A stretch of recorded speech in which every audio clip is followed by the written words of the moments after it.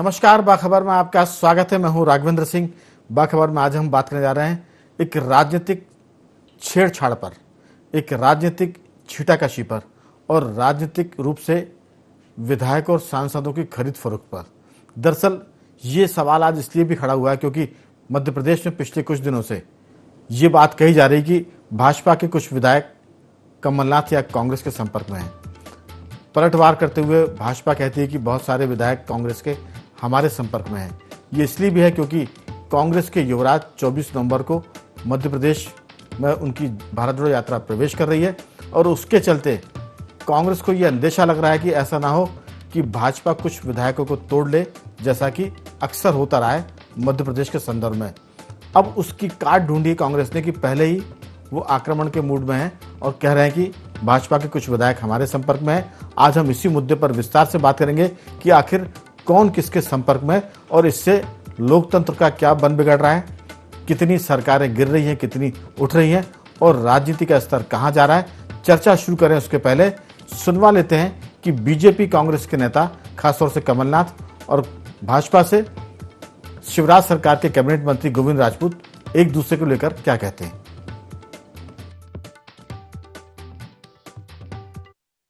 भाजपा के बहुत सारे विधायक कांग्रेस के संपर्क में हैं, वो तो रहेंगे जो सोचते हैं जिनको टिकट नहीं मिलेगी, पर हम अपने संगठन को ही प्राथमिकता देंगे। भाजपा के बहुत सारे विधायक कांग्रेस के संपर्क में हैं, वो तो रहेंगे जो सोचते हैं जिनको टिकट नहीं मिलेगी, पर हम अपने संगठन को ही प्राथमिकता देंगे। ये कहावत है, अपने मुंह मियां मिट्ठू।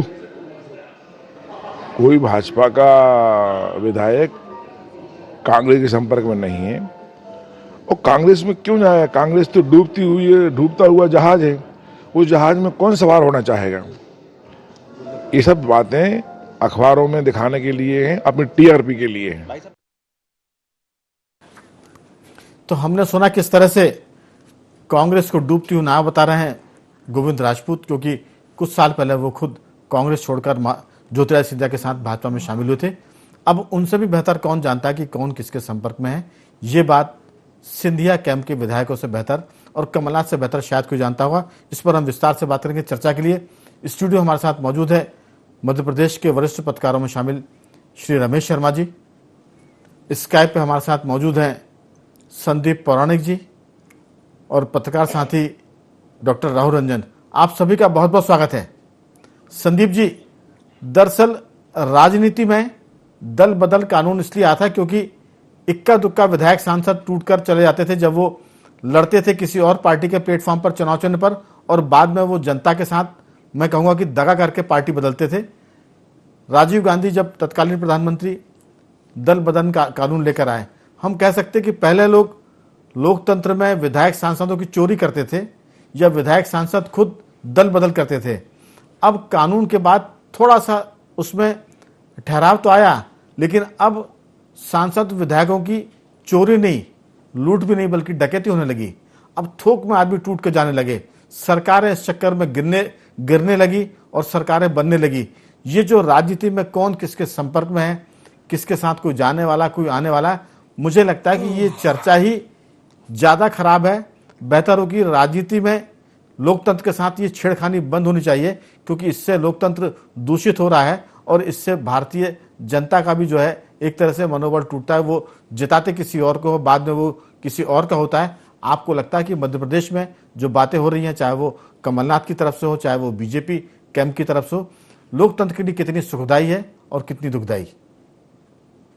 देखिए राघवेंद्र जी, दौर बदल रहा है, लोगों की जरूरतें बदल रही हैं, समाज की धारा भी बदल रही है। तो राजनीति में लोग अछूते रहें उससे ये कल्पना नहीं की जा सकती। लेकिन एक जरूर बदलाव मुझे दिखने लगा है कि हम लोग पढ़ते आए हैं, सुनते आए हैं कि राजनीति में हम सेवा के लिए आते हैं, जन सेवा के लिए आते हैं। मुझे नहीं लगता कि अब लोग सेवा के लिए नहीं आते हैं, अब लोग राजनीति में मलाई खाने के लिए आते हैं। यही कारण है कि जैसे आपने कहा ना कि पहले एक दो विधायकों की चोरी हो जाती थी, अब तो खुली डकैती है, खुले सौदे हैं, लोग अपने लाभ के लिए कुछ भी करने तैयार हैं। मेरा व्यक्तिगत मानना राघवेंद्र जी ये है कि वर्तमान दौर में अगर राजनीति में शुचिता के पक्षधर हैं राजनीतिक दल और उनके नेता, तो उन्हें आपस में ही कहीं ना कहीं अघोषित संधि करनी चाहिए कि हम एक साथ आए हुए लोगों को या ऐसे लोगों को जो सिर्फ टिकट की खातिर आ रहे हैं, जो सिर्फ मलाई खाने आ रहे हैं हमारे पास, उनको हम अपने यहां प्रवेश नहीं देंगे। अगर मान लीजिए एक बाधा खड़ी कर दी जाए कि दल बदल करने वाले को हम टिकट नहीं देंगे, उम्मीदवार नहीं बनाएंगे, तो मुझे लगता है कि काफी हद तक इस पर रोक लग सकती है। लेकिन राजनीतिक दल ऐसा कर पाएंगे, ये संभव तो नहीं लगता, क्योंकि सारी राजनीतिक दल हो या व्यक्ति हो, उसकी लालसा चुनाव जीतकर पद, रुतबा और संपत्ति जुटाना उसका लक्ष्य हो गया है।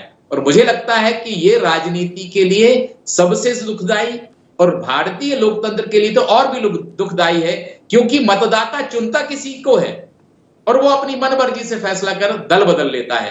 कहीं ना कहीं इस पर रोक लगना वर्तमान दौर की जरूरत है। देखिए आगे क्या होता है। बिल्कुल, मैं थोड़ा से हल्के उदाहरण दूंगा। हल्के से तात्पर्य जरा, अब ये राजनीति में भी अपराध का दौर है।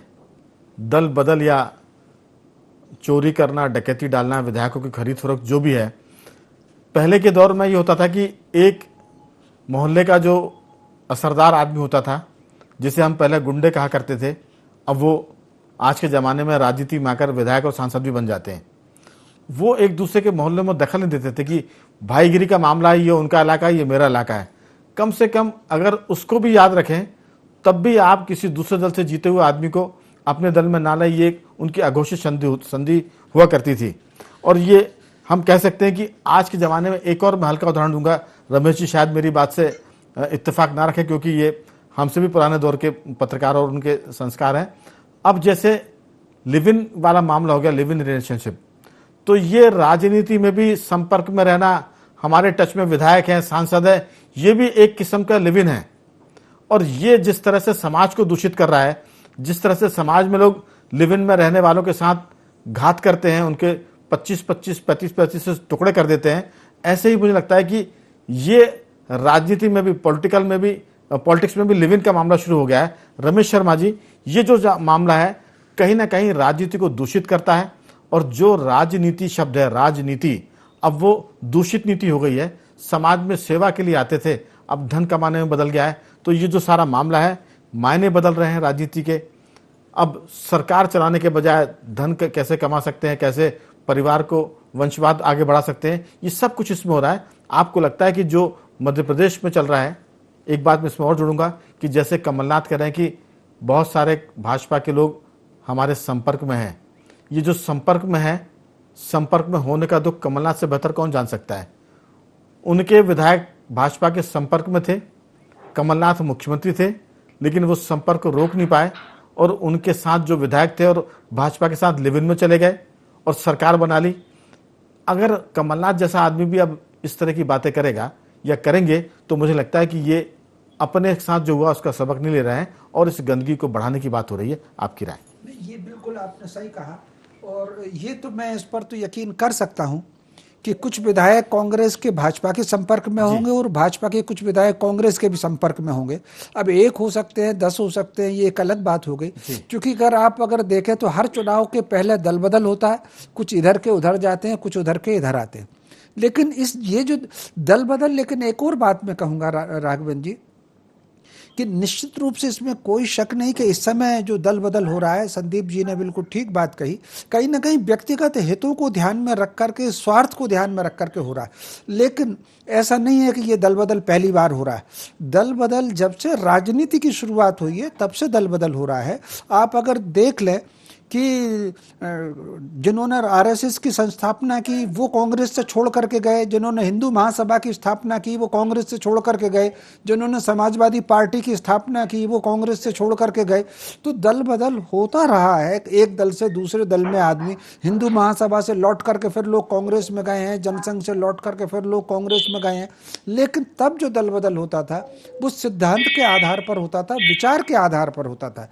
ये जो लोग जैसे डॉक्टर मुंजे हों या डॉक्टर हेडगेवार हों या सावरकर जी हों, इन्होंने जो कांग्रेस छोड़ी थी वो खिलाफत आंदोलन पर इनका सैद्धांतिक मतभेद हुआ और छोड़ दी। ठीक उसी प्रकार सुभाष चंद्र बोस ने अगर अलग आज़ाद हिंद फौज बनाई तो कुल मिलाकर के इसलिए बनाई कि वो चाहते थे कि इस तरीके से संघर्ष से काम नहीं होगा, तो वो सैद्धांतिक बातें हुआ करती थी। लेकिन अब सिद्धांत कहीं ना कहीं पीछे चला गया है और व्यक्तिगत हित, स्वार्थ, पैसा, पद, प्रतिष्ठा ये कहीं ना कहीं आगे आ गई है। और मैं समझता हूँ लोकतंत्र को ये बहुत नुकसान देने वाली चीज़ें हैं।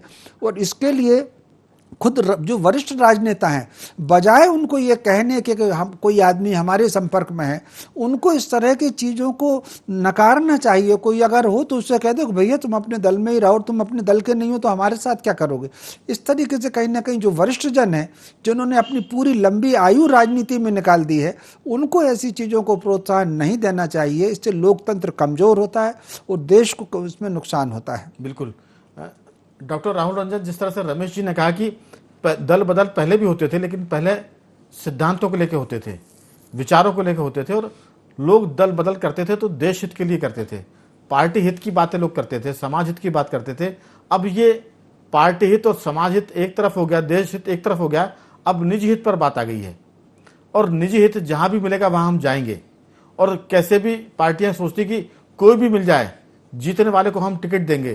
पहले मुझे याद है, शर्मा जी मेरी बात से सहमत होंगे, कि एक जमाना था जब जनसंघ और जनता पार्टी या बीजेपी की बात करें, तब लोग कहते थे कि ये हमारा उम्मीदवार है, हम जानते कि ये चुनाव हारेगा, लेकिन हम दूसरे को टिकट नहीं दे पाएंगे क्योंकि वो पार्टी के जो सिद्धांत है उसमें फिट नहीं बैठता। तो हार उनको मंजूर होती थी, लेकिन सिद्धांतों से समझौता वो नहीं करते थे।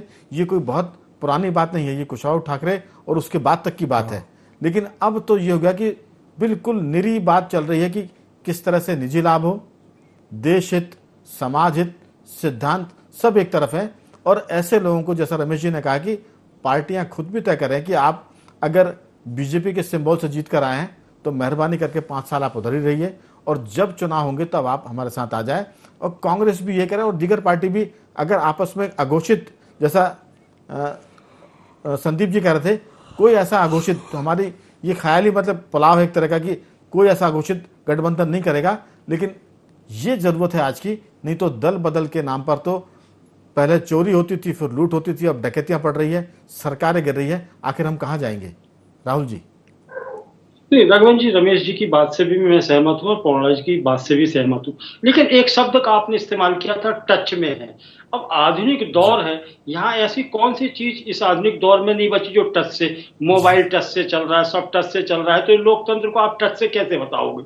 यदि कमलनाथ भी यदि बोल रहे हैं टच में हो और भारतीय जनता पार्टी के लोग भी बोल रहे हैं, तो ये आधुनिक परिभाषा है कि टच में है, तो टच से ही दुनिया चल रही है। लेकिन सबसे बड़ी बात यह है कि लोकतंत्र में ये टच शब्द जो आया है, ये सबसे बड़ा घातक है इन दिनों। संपर्क में रहना एक अलग बात होती है, लेकिन विचारधाराओं में मतभेद होने के बाद में आप विचारधाराओं को छोड़ करके दूसरी जगह चले जाते हो।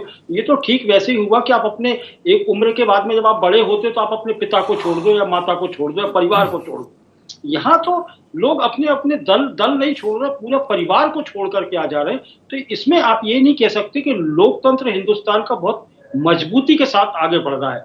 और ये नुकसान जो पहुंचाया जा रहा है, ये नुकसान सच कहा जाए तो वही बड़े बुजुर्ग जो हमें सिखाया करते थे कि राजनीति किस तरीके से करना है, वही आने वाली पीढ़ी को समझा रहे हैं। वो ये समझा ही नहीं पा रहे हैं कि आपको विचारधाराओं के साथ में किस तरीके से चलना है, देश हित में किस तरीके से चलना है, देश की बात कैसी करना है। ये उन चीजों का अब कोई पाठशाला राजनीति की नहीं बची, अब स्वार्थ तंत्र बच गया है। और एक मंडी की तरह लोकतंत्र को ये राजनेता इस्तेमाल कर रहे हैं, जहां बोलियां लग रही। आप कई देखेंगे, कई राज्यों की सरकारें इन्हीं बोलियों पे केंद्रित हैं। मध्य प्रदेश में भी यही घटनाक्रम दोहराया गया। तो यहाँ खरीद फरोख्त जहां होने शुरू हो जाती राजनीति में, तो वहां कोई ईमानदारी का पर्याय आप शब्द को नहीं ढूंढ सकते। तो यहाँ देखने को मिल रहा है, यदि दोनों दल बोल, और रमेश जी सही बोल रहे हैं कि जब चुनाव का वर्ष आता है तो राजनीतिक दलों में इस तरह की होती है कि एक वहां चला जाए, दो यहाँ आ जाए, लेकिन इस चीज को उजागर कभी नहीं किया जाता था। अब ये कमलनाथ जी को समझना चाहिए कि उनके जो टच में थे और वो जानते थे, उसके बावजूद भी वो बनी बनाई सरकार, लोकतंत्र में चुनी हुई सरकार गिर गई। अब इसके बाद भी क्या टच बचा है कि अब कौन से टच से वो सरकार बना लेंगे? 1 साल बचा हुआ विधानसभा चुनाव के लिए। तो अब सिर्फ बात लोकतंत्र में ये होना चाहिए कि यदि कोई भी व्यक्ति, कोई भी राजनेता किसी दल से आता है तो उसकी स्वीकार्यता को समाप्त किया जाए, एक दल दूसरे दल के, जो आप संधि की बात कर रहे हैं कि अघोषित संधि, तो स्वाभाविक एक घोषित संधि होना चाहिए कि जो एक लेकिन दो मैंने दल ये भी आपस कहा में कि तय ये करें। हमारा ख्याली पुलाव है, ये कभी हो नहीं सकती। लेकिन नहीं, जो आपने राघवन जी, कहा ये बात जी ये बात सच है कि ये हमारा ख्याली पुलाव है, लेकिन क्या करें, मजबूरी हमारी है कि पुलाव तो हमें पकाना ही पड़ेगा, चाहे ख्याली हो चाहे कुछ भी। नहीं, हम हमारा कुछ तो ये कहना है बताएं। कि जिन कमलनाथ की सरकार टच की वजह से उनके 22 विधायक भाजपा के टच में थे और सरकार उनकी चली गई, तो कम से कम जिस लीडर ने अपनी सरकार खो दी टच के चक्कर में, वो तो इन टचों के चक्कर में ना पड़े। मैं संदीप जी आपसे जरूर पूछूंगा कि जैसे मैंने एक शब्द का इस्तेमाल किया था, लिव इन रिलेशनशिप का, ये भी राजनीति में शुरू हो गया है कि एक विधायक हैं बिरला, मुझे उनका पूरा नाम याद नहीं आ रहा है, बिरला करके, जो चुनाव के वक्त, खंडवा चुनाव के वक्त भाजपा में चले गए थे। अभी वो भारत जोड़ो यात्रा के दौरान वो राहुल गांधी के साथ दिखे, तो वो बीजेपी में भी है, वो कांग्रेस में भी है। तो ये जो लिव इन का कल्चर की जिसकी बात कर रहा हूं मैं, ये राजनीति में भी आ रहा है कि आप किसके साथ हो। कांग्रेस के सिंबल पे आप जीत कर आए, भाजपा में आप चले गए, फिर आप कांग्रेस के साथ भी है, भाजपा के साथ भी। ये जो गोरख धंधा चल रहा है, ये जो गड्ढा चल रहा है, ये कहीं ना कहीं राजनीति को और सड़ान पैदा कर रहा है। आपकी इसमें राय? देखिए राघवन जी, राजनीतिक दलों को अपने लिए बहुमत जुटाना है, अपने साथ लोगों को जोड़ना है। ठीक है, सुप्रीम कोर्ट ने लिव इन को अनुमति दे दी, तमाम है, लेकिन सामाजिक तौर पर वो सज्जन, मुझे नाम उनका बताया गया कि सचिन बिरला नाम है। तो ये जो राजनीति के लिव इन में है, अब ये जिंदगी गुजारेंगे या इनके कितने मने हिस्से होंगे पता नहीं। अभी तो लिव इन वालों के हिस्से हो रहे हैं, 35-36 हिस्से हो जाते हैं, कोई कहीं कुछ होता है। तो ये जो दिक्कत है ये सियासत में भी हो रही, क्योंकि लिव इन के चक्कर में कमलनाथ जी की सरकार के तो हिस्से हो गए थे, टूट गई सरकार, गिर गए। जी बात पूरी करें। देखिए राघवन जी, लिव इन में लोग मौज मस्ती के लिए होते हैं, और वो जानते हैं कि जब आप गठबंधन में या गठजोड़ में नहीं बंधते हैं, या गठजोड़ा कहलाता है ना अपने शादी में, दाम्पत्य जीवन में, वो गठजोड़ नहीं होता है। जब आप में गठजोड़ा में आप नहीं बंधते हैं, तो मौज मस्ती के आपको ज्यादा अवसर मिलते हैं। ये एक नई परिभाषा है लोगों की जो लिव इन वाली है। राजनीति में भी वो यहाँ बीजेपी के साथ जुड़ जाते हैं तो मौज करते हैं। अब राहुल गांधी की यात्रा निकल रही तो उसमें शामिल होकर मौज। तो राजनीतिक मौज जो है वो इस तरह के लोग ले रहे हैं जैसे सचिन बिरला हैं। और ये बढ़ावा कौन दे रहा है? मैं कह रहा हूं कि अगर कांग्रेस छोड़ के सचिन बिरला बीजेपी में चले गए, घोषित तौर पे सदस्यता भले नहीं ली उन्हें, तो क्या जरूरत थी कि कांग्रेस के लोग उन्हें अपनी राहुल गांधी की यात्रा में शामिल करें? बिल्कुल, वहां से आप उन्हें बाहर कर देते।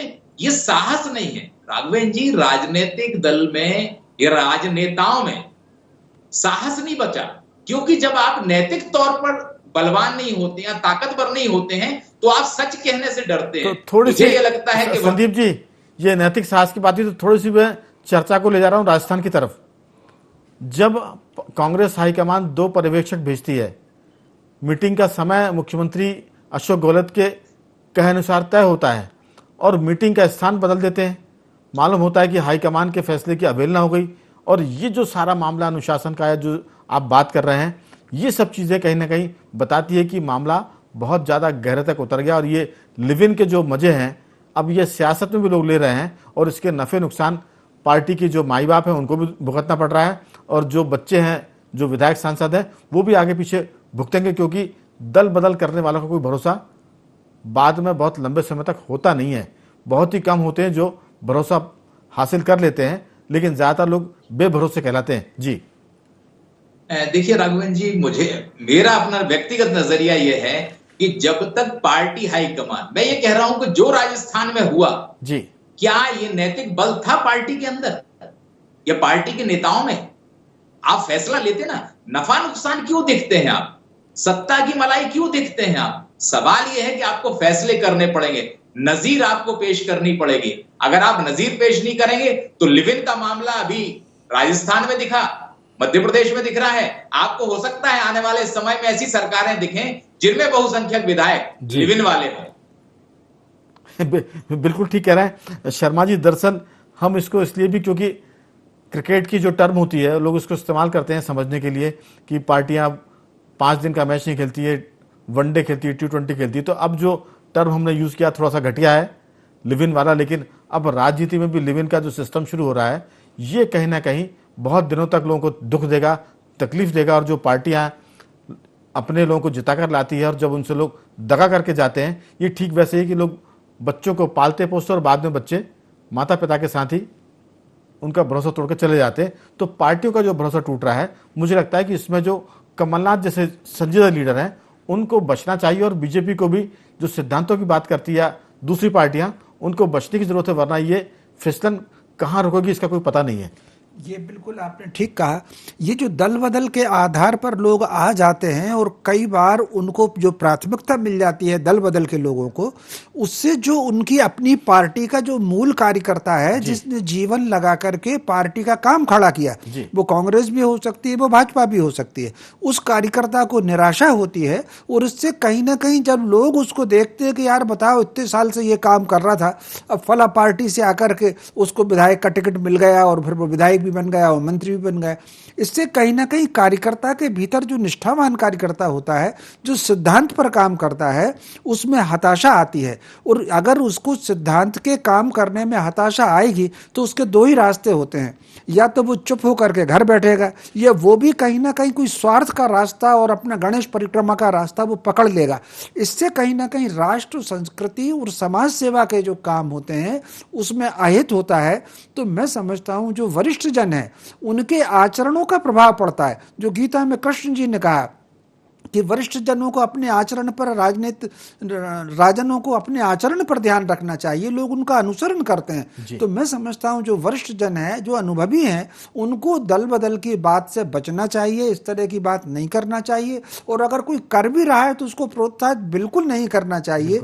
ये कम से कम राजनीति की शुचिता के लिए बहुत आवश्यक है। अगर दल बदल को आप प्राथमिकता देंगे तो मैं समझता हूं ये कोई अच्छी बात नहीं होगी। बिल्कुल, बातचीत का दौर खत्म होने की स्थिति में, लेकिन अगर जल्दी जल्दी बात करेंगे तो एक एक दौर और हो सकता है। छोटा छोटा सा संक्षेप में, रमेश जी ने कहा कि दल बदल पहले भी हुए हैं, पुराने लोगों की बात का जिक्र किया, मुंजे साहब का, ने भी कांग्रेस छोड़ी है, मुंजे साहब का जिक्र हुआ, सुभाष चंद्र बोस जी का जिक्र हुआ है। लेकिन मैं सिर्फ जल्दी से आता हूं कि हमने जो दल बदल देखा वो 77 में देखा था, हरियाणा में देखा था, जब भजनलाल की सरकार, बंसीलाल की सरकार, पूरी कैबिनेट के साथ वो दल बदल करते हैं।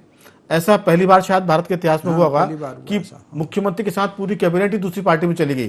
तो ये जो लूट का तंत्र शुरू हुआ था दल बदल के नाम पर, वो कहीं ना कहीं जो रमेश जी ने बात की है, संदीप जी बहुत संक्षेप में 10-20 सेकंड में, कि क्या जो दल के मुखिया हैं वो अपने आचरण से, और उनके यहाँ कोई दल बदल करके आता है तो उसको रोके और उसको एक तरह से हतोत्साहित करें। आपकी राय? ये हो नहीं सकता लेकिन चर्चा जरूर इस पर हो सकती है, क्या कहना है? देखिए राघवेंद्र जी, जो दल बदल करके आता है, अगर वो निर्वाचित प्रतिनिधि है तो उसे उस चुनाव को, या विधायक है या सांसद है, उसे ये शर्त रखनी चाहिए कि हम आपको टिकट नहीं देंगे। अगर इस तरह की शर्तें कुछ तय होने लगेंगी राजनीतिक दल में, कल्पना नहीं की जा सकती, लेकिन अगर ऐसा होता है तो मुझे लगता है कि दल बदल एकदम रुक जाएगा। बिल्कुल। राहुल जी, आपकी क्या राय? अगर कोई दल बदल करके आता है तो कम से कम पार्टियां स्वीकार करने के पहले कहे कि आपको हम उस जगह से टिकट नहीं देंगे जहां से आप जीत कर आए, क्या कहना है? राघवन जी, अनुशासन वाली जो प्रक्रिया थी, या आपने पहले भी देखा होगा 6-6 साल के लिए, और बल्कि आजीवन कभी कभार होता था कि आपको पार्टी से निकाला दे दिया जाता था। यदि वो कठोर कानून पार्टियां अपने अंदर लेके आएंगी तो कुछ हद तक तो इस पर अंकुश लगाया जा सकेगा कि लोग डरेंगे कहीं दूसरे दल को। बिल्कुल। शर्मा जी, क्या ये जो बात सुझाव दिया है संदीप जी ने कि जो दल बदल के आता है उसको टिकट ना दे, ये पहले से तय हो जाए तो शायद दल बदल कम हो जाएगा? ये बिल्कुल ठीक कहा कि जो लोग दल बदल कर रहे हैं उनको तो टिकट मिलना ही नहीं चाहिए, और उनको साफ कर देंगे भैया तुम्हें टिकट नहीं देंगे, आना हो तो आ जाओ, तो इसकी ठीक होगा ये। तो कुल मिलाकर कह सकते हैं कि जो राजनीति में टच में बने हुए हैं अपनी दल के अलावा दूसरे के दल से, वो कहीं ना कहीं भले ही लाभ की स्थिति में हो, लेकिन अगर मुखिया ये तय कर ले कि दल बदल करके आने वाले व्यक्ति को हम टिकट नहीं देंगे तो शायद ये स्थिति थोड़ी सी सुधरेगी और सरकारें कम से कम नहीं गिरेंगी, इतना तो हम मान ही सकते हैं। आप तीनों मेहमानों को मैं धन्यवाद करूंगा। राहुल जी आपका भी साधुवाद, संदीप जी आपका भी, रमेश शर्मा जी आपका भी बहुत बहुत धन्यवाद कि आपने चर्चा में हिस्सा लिया। कुल मिलाकर राजनीति में जोड़ तोड़ और दल बदल राजनीति को दूषित कर रहा है और सेवा के भाव की जगह निष्ठा की बात कर रहा है, और ये जो निष्ठा है ये राजनीति को एक तरह से जनता से विमुख कर रही है और खुद की तरफ लेकर आ रही है। बाखबर में आज सिर्फ इतना ही, कल किसी और मुद्दे पर बात करेंगे, तब तक बने रहिए हमारे साथ और देखते रहिए IND24।